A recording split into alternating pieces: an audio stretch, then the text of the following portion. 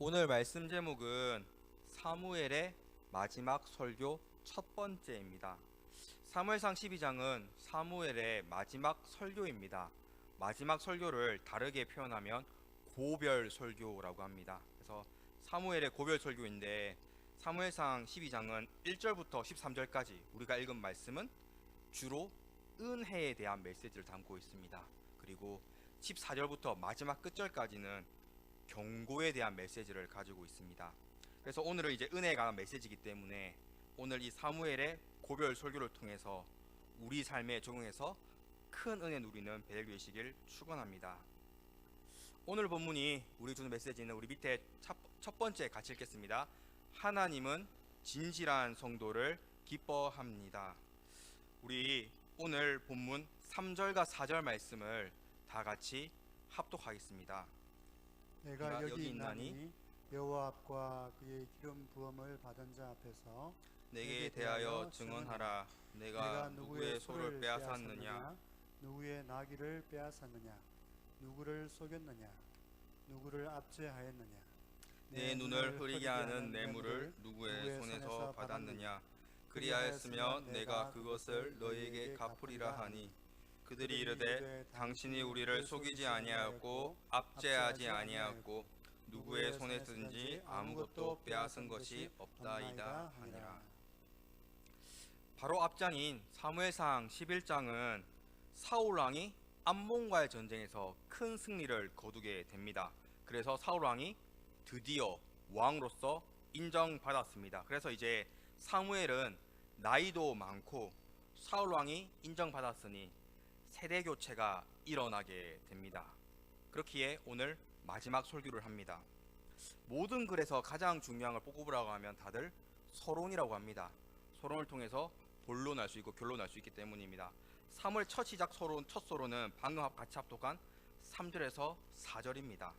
내가 누구의 소를 빼앗았거나 나귀를 빼앗거나 다른 사람을 속였거나 압제했거나 뇌물을 받은 적이 있느냐라고 하는 것입니다.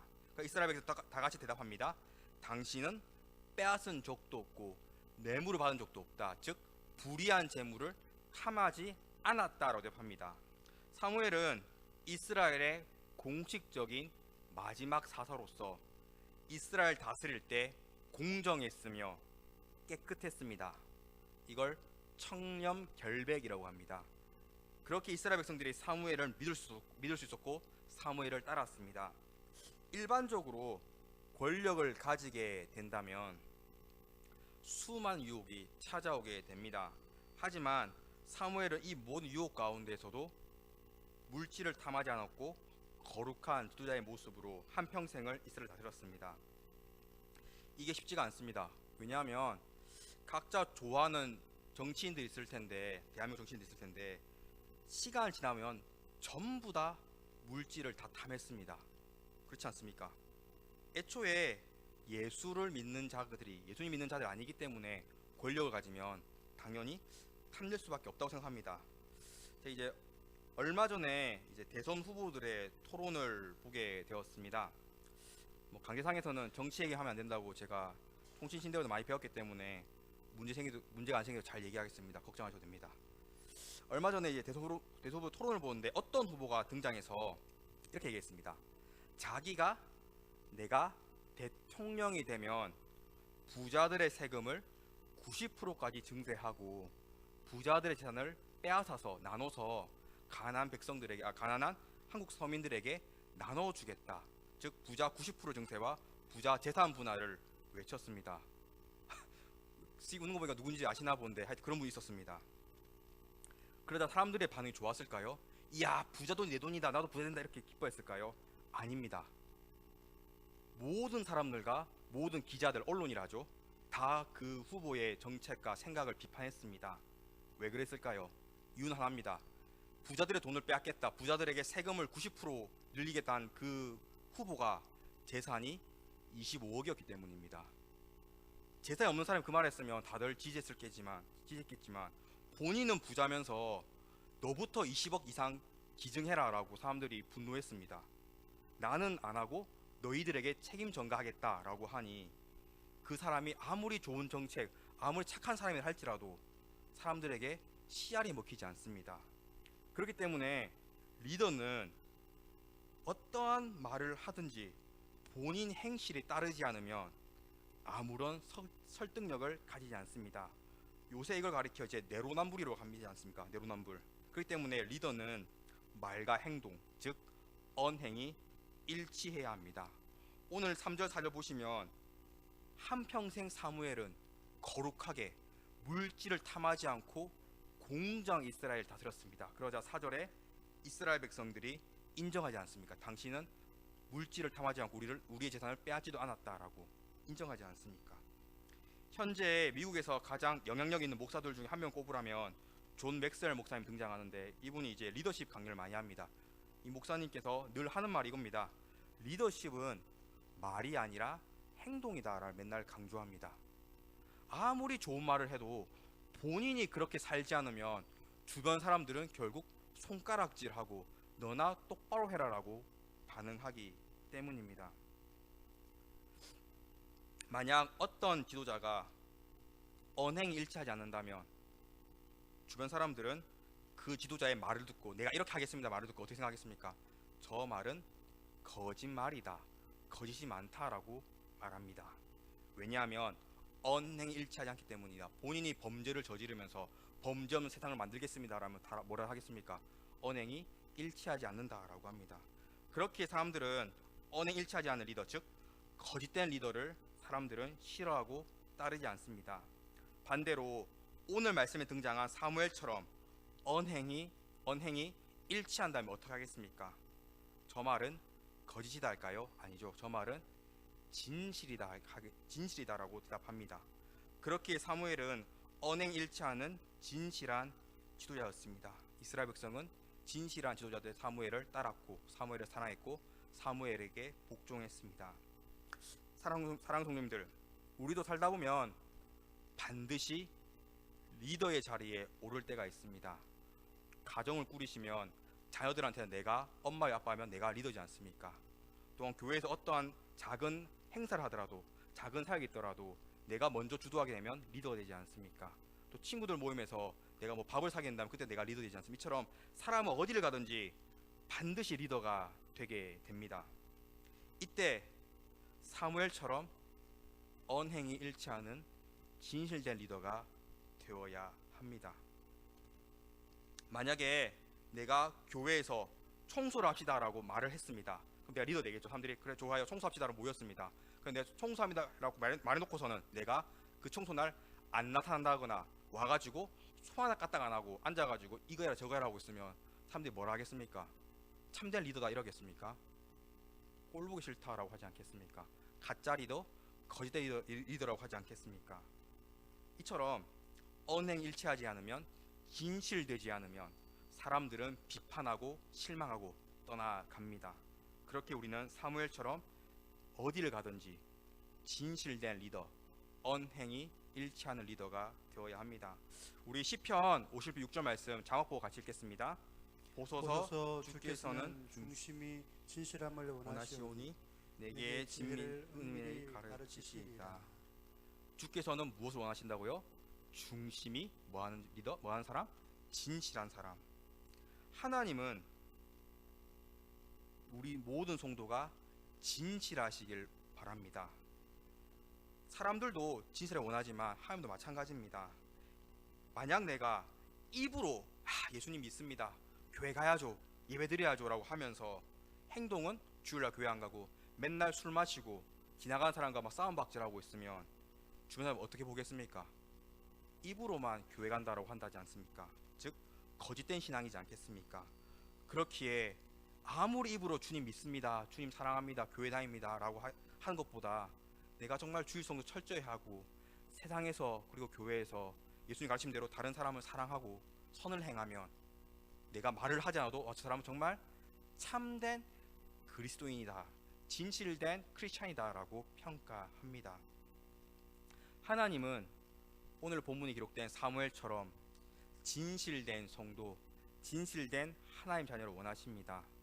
우리가 진실되게 산다면 성경은 이렇게 기록하고 있습니다. 우리 잠언 12장 22절 말씀 다먹고 같이 읽겠습니다. 거짓 입술은 여호와께 미움을 받아도 진실하게 행하는 자는 그의 기뻐하심을 받느니라.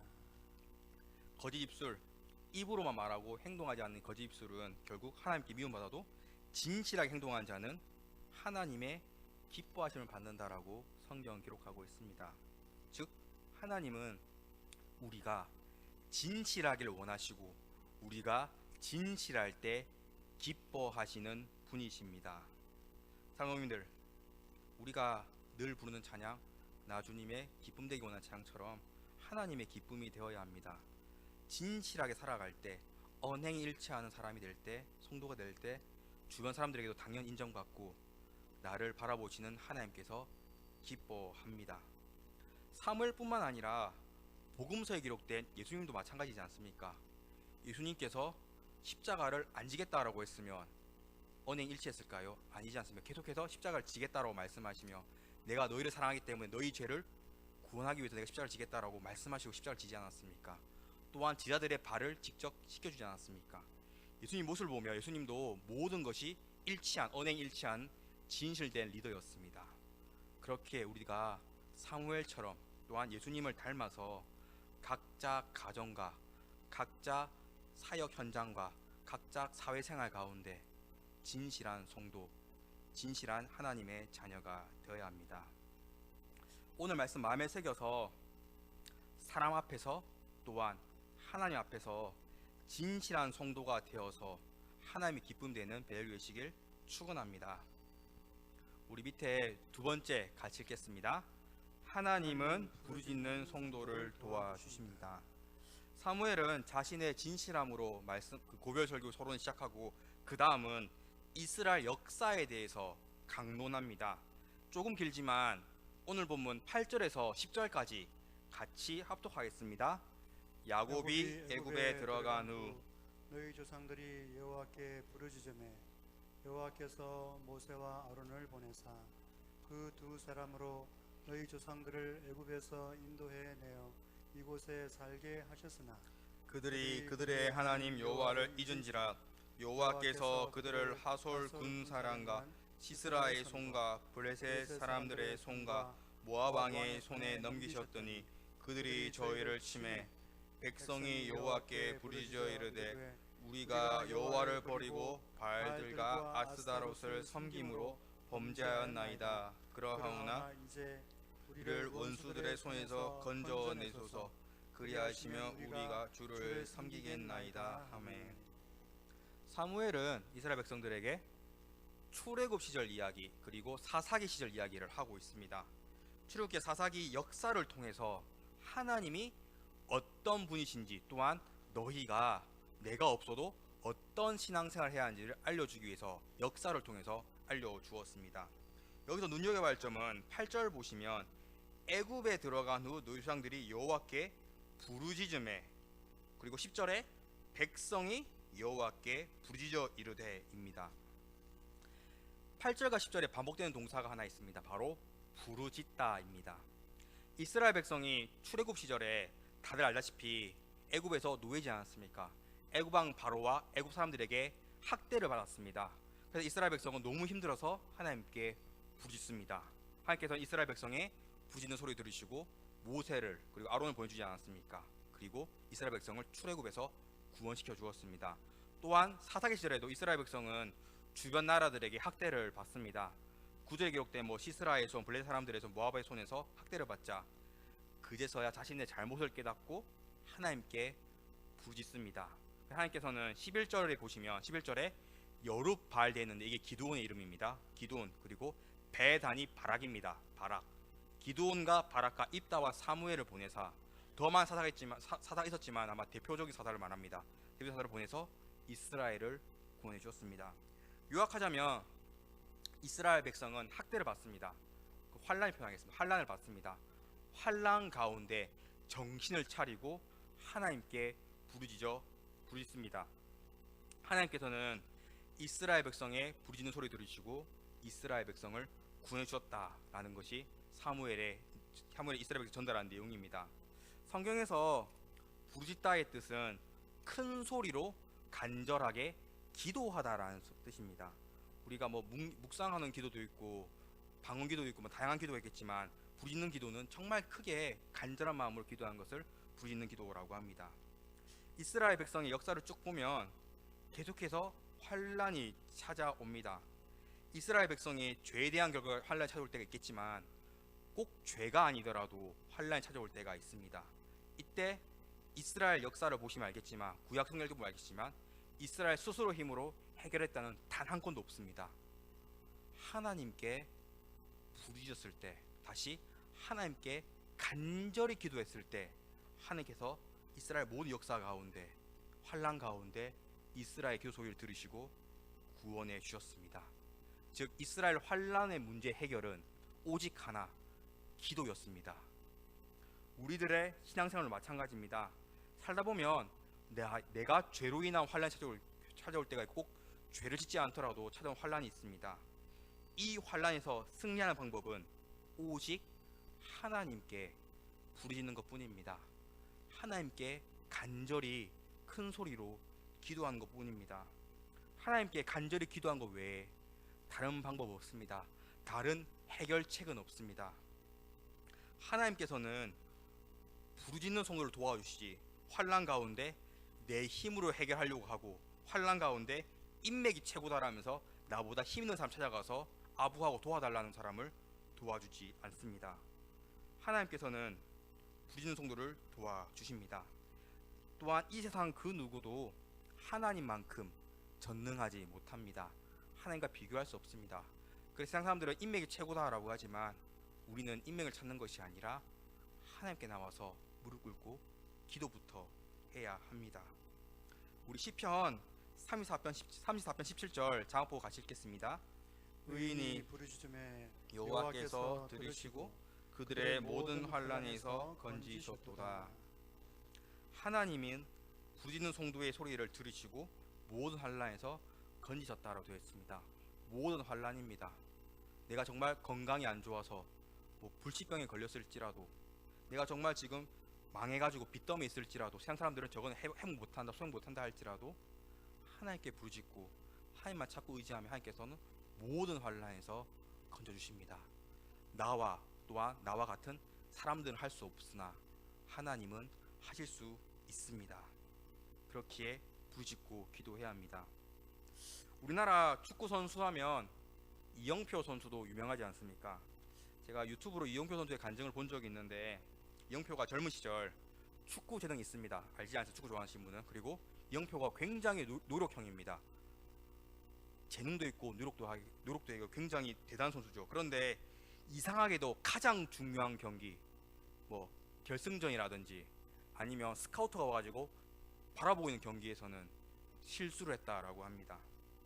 그 당시 어린 이영표 꿈은 유럽에 가서 유럽 진출해서 유럽 축구팀에서 축구를 하고 싶었는데 가장 중요할 때마다 실수를 하니까 별 볼일 없는 경기를 잘하고 본인이 굉장히 마음이 상했다라고 합니다. 그때 이영표가 생각하는 게 아무리 내가 축구에 재능이 있고 다른 사람들보다 선수들보다 몇 배로 노력해도 안 될 때가 있구나. 그래 이제부터 하나님께 기도해야겠다라고 다짐했다라고 합니다.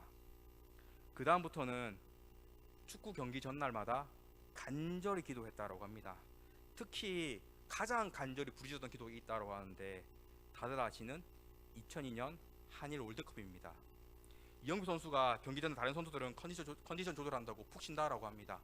그때 2002년도 때 이영표 선수는 월드컵이 굉장히 큰 무대이기 때문에 전날에 하루 종일 앉아서 기도했다라고 합니다. 방에서. 결과 알지 않습니까? 월드컵 전무후무 4강의 역사를 이뤄내지 않았습니까? 4강의 역사가 돼서 이영표 선수는 월드컵 4강의 주역이 되었고 그 이후 꿈만 꾸던 유럽의 에인트호븐에 들어가고 그 다음 또 팀을 옮기는데 지금 손흥민 선수가 있는 토트넘에서도 축구 선수로 생활을 합니다. 이영표 선수가 유튜브에 이렇게 고백합니다. 모든 경기장이 하나님의 은혜였습니다라고 고백했습니다. 지금도 우리나라 사람들은 월드컵 4강을 그리워합니다. 다들 보지 않았습니까? 다 이렇게 평가합니다. 월드컵 4강이 왜 좋은 성적을 냈냐라고 하면 대부분 사람들은 히딩크 감독이 탁월했다, 리더십이 중요하다라고 합니다. 어떤 사람은 또는 그 당시 신인 박지성을 발굴했다, 정말 뛰어난 선수지 않습니까? 또 어떤 사람은 에이 이거는 한국에 열렸기 때문에 우리나라 응원도 컸고 심판들도 많이 봐줬고 한국 홈에 이점이 있다라고 합니다. 하지만 유일하게 이영표 선수 영상 이렇게 고백합니다. 이영표 선수는 우리가 상한 것은 하나님의 은혜였다라고 합니다. 또한 내가 유럽 진출한 것도 하나님의 은혜였다라고 고백합니다. 사랑하는 성도님들, 월드컵 4강 우리는 그때 그냥 재미로 봤겠지만 그때 신앙했던 축구선수 이영표는 간절히 기도했습니다. 그 기도의 결과로 4강 역사를 이뤄냈고 자기의 꿈이었던 유럽에서 뛰게 되었습니다. 만약 이영표 선수도 기도하지 않았더라면 우리는 기억하지 못하는 그런 선수가 되었겠죠. 하나님은 이처럼 부르짖는 성도에게 세상이 계산하지 못하는, 예측하지 못하는 은혜를 베풀어 주십니다. 그렇게 지금 나와 내 가정과 내 자녀들에게 문제가 있다면, 고민거리가 있고 환란이 있다면 무엇보다도 기도하셔야 합니다. 가정회의하자, 백날에 맞아 해결되지 않습니다. 가정 예배 시간을 가지자라고 같이 기도해야 합니다. 하나님께 부르짖어야 합니다. 기도해야지 모든 문제와 환란이 해결됩니다. 성경이 우리에게 증명하고 알려주기 때문입니다. 기도 외에 다른 방법 없습니다. 기도하면 은혜가 있지만 기도하지 않으면 여전히 문제는 그대로입니다. 우리 예레미야 33장 3절 말씀 참고 같이 읽겠습니다. 너는 내게 부르짖으라. 내가 내게 응답하겠고 내가 알지 못하는 크고 은밀한 일을 내게 보이리라. 내게 부르짖으라. 내게 뭐하겠고? 응답하겠고. 오늘 이 시간 수요 기도의 시간이지 않습니까? 기도하기 위해 모였습니다. 우리 베델교에 대한 기도 제목도 있고 각 가정에 대한 기도 제목이 있을 것입니다. 이 모든 기도 제목 가운데 부르짖어서 응답받아서 모든 환난 가운데 은혜를 누리는 베델교이시길 축원합니다. 우리 이제 세 번째 같이 읽겠습니다. 하나님은 성도가 연약할 때에도 은혜를 베풀어 주십니다. 이제껏 사무엘은 이스라엘 역사를 얘기하면서 하나님께 부르짖을 때 하나님께서 구원해 주셨다라는 걸 알려주었습니다. 그런데 지금 오늘 본문에 기록된 이스라엘 백성은 어땠을까요? 굉장히 신앙 상태가 좋지 않았습니다. 우리 오늘 본문 12절 말씀을 같이 읽겠습니다. 12절입니다. 너희가 암몬 자손의 왕 나하스가 너희를 치러 옴을 보고 너희의 하나님 여호와께서는 너희의 왕이 되심에도 불구하고 너희가 내게 이르기를 아니라 우리를 다스릴 왕이 있어야 하겠다 하였도다. 바로 앞장인 사무엘상 11장은 암몬 전쟁입니다. 이 본문 보시면 알겠지만 이스라엘 백성이 슬퍼했을 뿐 그 누구도 기도하지 않습니다. 그 누구도 하나님께 부르짖지 않습니다. 출애굽기 시절, 사사기 시절, 즉 사무엘 설교의 예화들은, 역사 예화들은 과거 이스라엘 조상들은 하나님께 부르짖어서 환난 가운데 구원과 은혜를 받았다라고 알려주었지만 오늘 이스라엘 백성은 하나님께 부르짖지 않았습니다. 12절 보시면 너희가 내게 이르기를 아니라 우리를 다스릴 왕이 있어야 하겠다 하였도다. 더 이상 하나님께 부르짖지 않고 우리에게 필요한 것은 왕이다 라고 반응하고 있습니다. 이스라엘 왕만 있으면 다른 나라가 우리를 괴롭혀서 쳐들어와도 왕이 있으면 우리는 승리할 수 있다, 모든 환난 가운데서 우리의 힘으로 이겨나갈 수 있다라고 반응했습니다. 착각했습니다. 더 이상 하나님께 부르짖지 않습니다. 우리 사무엘상 8장 7절 자막 보고 같이 읽겠습니다. 여호와께서 사무엘에게 이르시되 백성이 내게 한 말을 다 들으라. 이는 그들이 너를 버림이 아니요 나를 버려 자기들의 왕이 되지 못하게 함이니라. 사무엘상 8장에서는 이스라엘 백성이 왕을 요구하는 것은 현재 왕이신 하나님을 버리고 사람을 왕으로 세운다는 뜻이다라고 기록되어 있습니다. 하나님은 중심을 보시는 분이십니다. 이미 그들이 왕을 요구했을 때 그들의 마음은 하나님을 버렸다라고 하나님께서는 알고 계셨습니다. 더 이상 그들 마음에는, 신앙에는, 믿음에는 하나님 없었습니다. 그렇기 때문에 더 이상 기도하지 않고 쳐들어오면 슬퍼하면서 야, 우리에게도 왕이 있었더라면 이겼을 텐데라고 착각하면서 살아가고 있었습니다. 그렇기 때문에 이스라엘 백성 현재 신앙 상태는 굉장히 악했고 죄가 가득한 상태였습니다.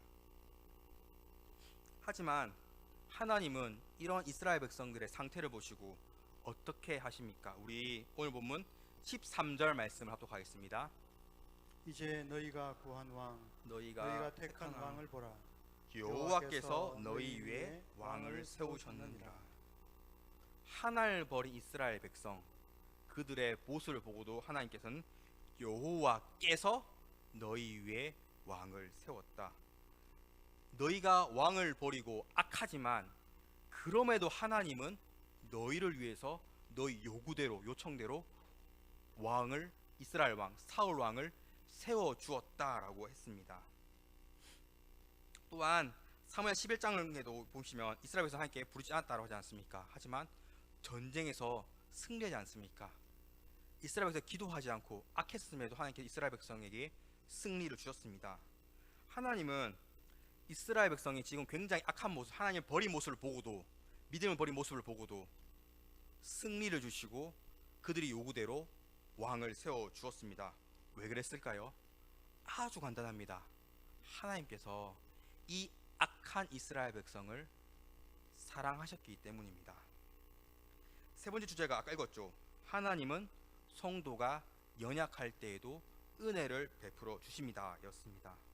하나님은 성도가 약할 때도 은혜를 베풀어 주십니다. 악한 모습을, 범죄하는 모습을 다르게 표현하면 연약하다라고 표현합니다. 연약하기 때문에 죄의 유혹에 넘어지, 연약하기 때문에 나도 모르게 죄를 짓고 하지 않습니까? 그렇기에 성도는 연약해질 때가 있습니다. 죄의 유혹에 넘어질 때가 있습니다. 이때 하나님은 성도의 그 연약한 모습, 연약해서 죄를 짓는 그 악한 모습을 보고도 그 성도를 끝까지 사랑하사 은혜를 베풀어 주시는 분이십니다. 물론 그 사람이 죽는 날까지 한평생 변함없이, 회개 없이, 회심 없이 끝까지 악하기만 한다면 심판이 임하겠지만, 당장은 연약할 때 하나님은 사랑의 하나님이시기에 은혜를 베풀어 주십니다. 왜냐하면 성경은 하나님을 가리켜 성부 하나님 또는 아바 아버지라고 하지 않습니까? 이처럼 하나님 우리의 아버지가 되어주시는데, 부모 예화를 설명하자면 부모가 자식이 여럿이 있다고 가정해 보겠습니다. 그 여럿 있는 자녀들 중에서 나에게 말 잘 듣는 효자 효녀 자녀가 있습니다. 그러면 이 효자 효녀만 편애합니까? 니들이 최고다, 니들 밥 먹고 이렇게 합니까? 아닙니다. 매번 말 안 듣고 사고 치고 부모 속 썩이고 진짜 불효자 자녀들도 끝까지 사랑하지 않습니까? 밥을 줘도 같은 밥을 주지 않습니까? 그래서 이 불효자 자녀들이 큰 사건 사고를 저질러도 사랑하기 때문에 덮으려고 하지 않습니까? 이해하려고 하지 않습니까? 도와주지 않습니까? 이처럼 하나님은 우리의 아바 아버지 되시기 때문에, 성도의, 나의, 우리의 아버지 되시기 때문에 아무리 내가 연약해지고 내가 악한 짓을 할지라도 나를 사랑하사 끝까지 은혜 베풀어 주십니다. 이처럼 하나님은 이스라엘을 사랑하셨기 때문에 하나님을 버리고 왕을 요구하고 그런 모습을 보고도 그들을 심판하지 않고 그들의 요구대로 사울 왕이라는 은혜를 주셨습니다. 이스라엘의 악한 모습에도 은혜를 베풀어 주었습니다. 우리 인생 마찬가지입니다. 지금 내가 오늘은 거룩하다 할지라도 인생 모릅니다. 내가 내일, 1년 뒤, 10년 뒤 악해질 수 있습니다. 죄를 범할 때가 있습니다. 제가 존경했던 목사님들도 끝까지 깨끗하신 분도 있었지만 대부분은 다 죄를 범하는 것 봤습니다. 이처럼 사람은 직분을 떠나서 다 죄인이 됩니다. 이때 하나님은 여전히 사랑하시는 걸 보게 됩니다. 계속해서 기회를 주시고 계속해서 은혜를 베풀어 주십니다. 연약한 나를 위해서 은혜 베풀어 주시며 나와 함께 하십니다. 은혜를 통해서 내가 너를 사랑한다, 돌아오라, 회개하라 라고 말씀하십니다. 예레미야 말씀을 보면 이스라엘이 그렇게 악한데도 계속 예레미야를 보내지 않습니까? 돌아오라라고 계속해서 은혜를 베풀어 주지 않습니까? 이처럼 하나님은 나와 우리 베델교를 사랑하사 끝까지 은혜 베풀어 주시고 함께 하시는 분이십니다. 우리 로마서 8장 26절 말씀을 장학부가 같이 읽겠습니다. 이와 같이 성령도 우리의 연약함을 도우시나니 우리는 마땅히 기도할 바를 알지 못하나 오직 성령이 말할 수 없는 탄식으로 우리를 위하여 친히 간구하시느니라. 로마서 말씀에도 우리의 연약함을 도우시나니, 우리가 연약할 때 우리는 마땅히 기도할 바를 알지 못하나, 내가 지금 크게 넘어져가지고, 예를 들면 경제적으로 물질적으로 넘어져가지고, 경제적으로 물질적으로 건강적으로 넘어져가지고 연약할 때도 마땅히 기도할 바를 알지 못하나 내 입에 기도가 안 나온다 할지라도 내 안에 계신 성령 하나님께서 나를 대신해서 일하시고 기도하시고 은혜 베풀어주시고 역사하고 계신다는 말씀입니다. 사랑하는 형님들, 이 세상에서 나를 끝까지 사랑하시며 끝까지 함께 하시며 죄 가운데 넘어진 나를 은혜로 일으켜 세우시는 분은 오직 여호와 하나님밖에 없습니다. 내가 넘어지면 주변 사람들 나를 다 버립니다. 쟤 망했대 이러면 다 버립니다. 하지만 하나님은 아닙니다. 내가 연약할다 할지라도, 내가 넘어져 있을지라도, 내가 환난 가운데 짓눌려 있을지라도 나와 함께 하시며 나에게 은혜를 베풀어 주시며 나를 다시 일으켜 세워주십니다. 하나님만이 나의 연약한 모습들을 다 아시고 나와 함께 하시며 나를 위로하시며 나에게 필요한 은혜를 베풀어 주십니다. 그렇기에 성도는 하나님의 사랑으로 말미암아 다시 일어설 수 있으며 다시 살아갈 수 있습니다. 특별히 오늘 이 시간은 수요 기도의 시간입니다. 연약한 나에게 은혜 베풀어 주시면 하나님께 간절히 부르짖어서 모든 환난 가운데서 응답받으며 진실된 성도로 살아가시길 간절히 축원합니다.